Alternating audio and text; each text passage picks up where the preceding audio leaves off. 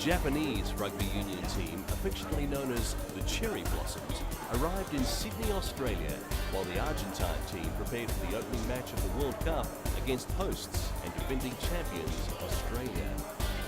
Japan faced Scotland in their first match at the Dairy Farmers Stadium, Townsville, Queensland. They played 3 matches in Townsville before heading south to Gosford to take on the USA Eagles, a match they unfortunately lost.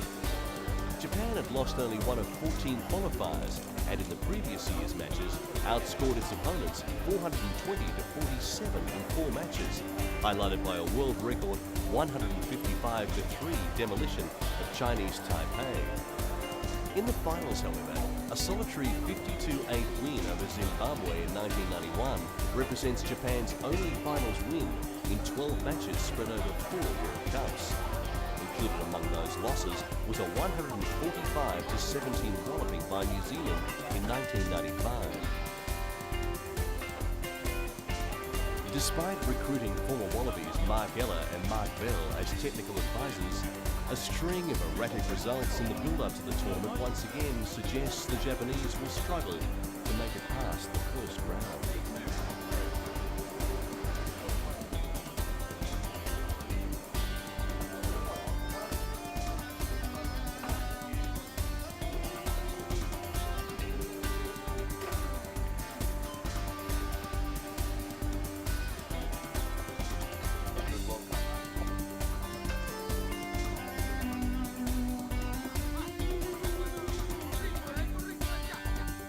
The Rugby Union World Cup is no exception to the rule that every major soccer or rugby tournament contains a group to avoid. The dreaded group this time was Pool A, which featured Australia, Ireland, Argentina, Romania and Namibia.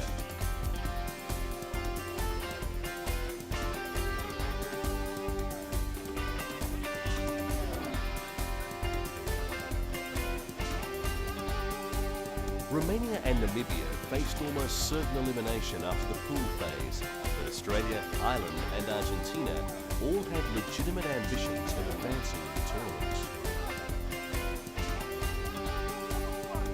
The 3 teams are officially ranked among the top 7 in the world, but only 2 could advance to the quarter-final stage, setting the scene for a highly competitive group, which ultimately was won by Australia and Ireland.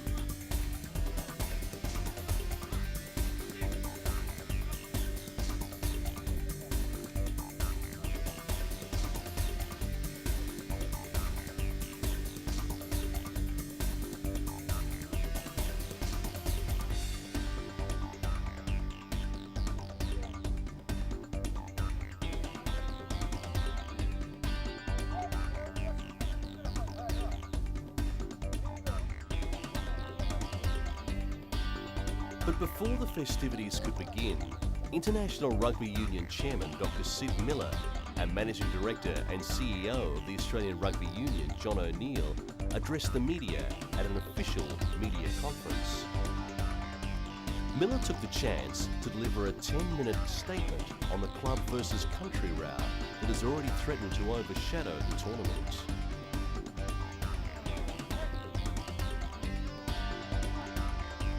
Samoa coach John Bowe had been outspoken in his criticism of the situation and has demanded action from the IRB. The Pacific Island nations have been hardest hit by players choosing to boycott the sport's flagship because of domestic commitments and the fear of losing significant amounts of money. Bowe's calls have been echoed by Fiji boss Mac McKellion.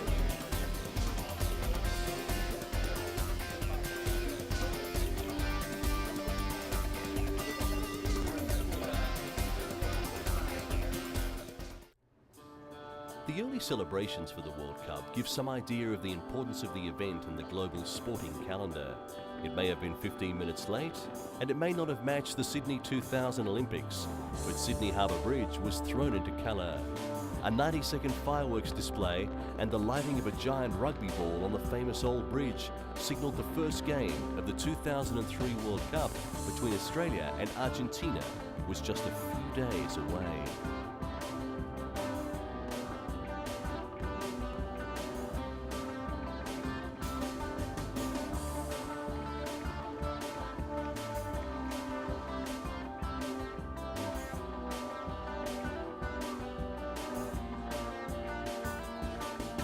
across the river, New South Wales Premier Bob Carr was the guest of honour, and despite the slight delay, the effects went off without a hitch. Carr was joined by IRB Chairman Dr. Sid Miller and John O'Neill, Managing Director and CEO of the Australian Rugby Union. Together they met the Australian and Argentinian teams at a ceremony at the Sydney Opera House. The high-profile image of Sydney, the city that hosted arguably the most successful Olympic Games ever, had also meant an extensive security plan had to be put into operation throughout the 6-week-long tournament.